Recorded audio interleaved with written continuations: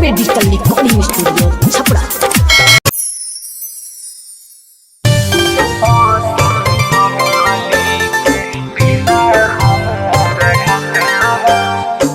Smart recording studio Mairwa.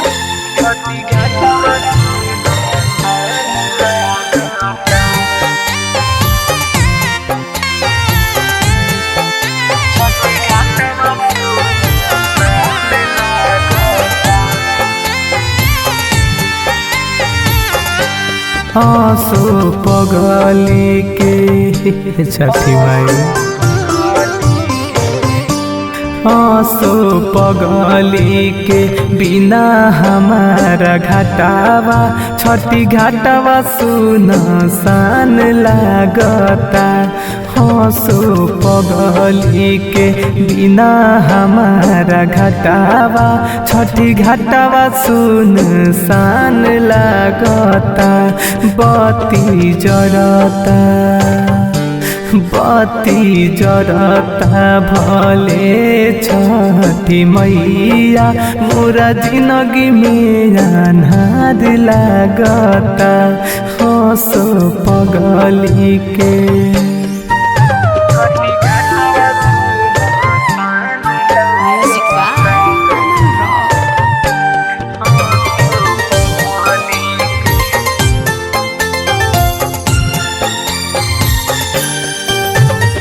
हर साल सथाबाऊ दौड़ा लेके माथे आवत रहे संगे छठी घाटे।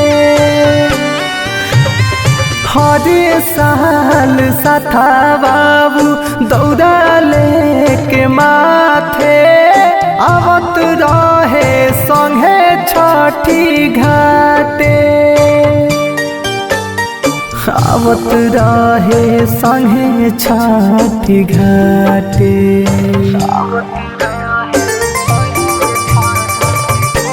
अब की नई खेबू गौमाई माई सब कुछ वीरान लागता।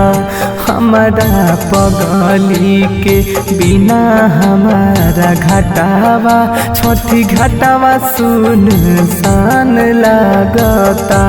हंसो पगली के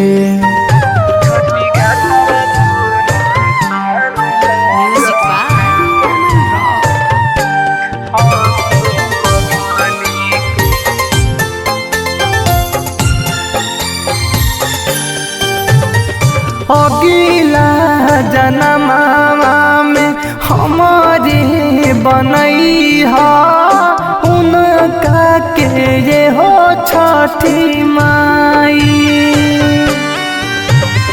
हरजी करत बारे परे कसम जवाला हाथ जोड़िया सुबहाई।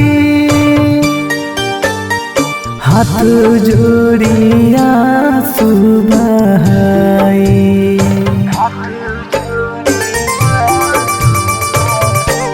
दीपक दीवाना पर रखी नजरिया निकरतिया ना बिहान लागता। हमारा पगली के बिना छठी मैया ही घटिया सुनसान लागता। हमारा पगली के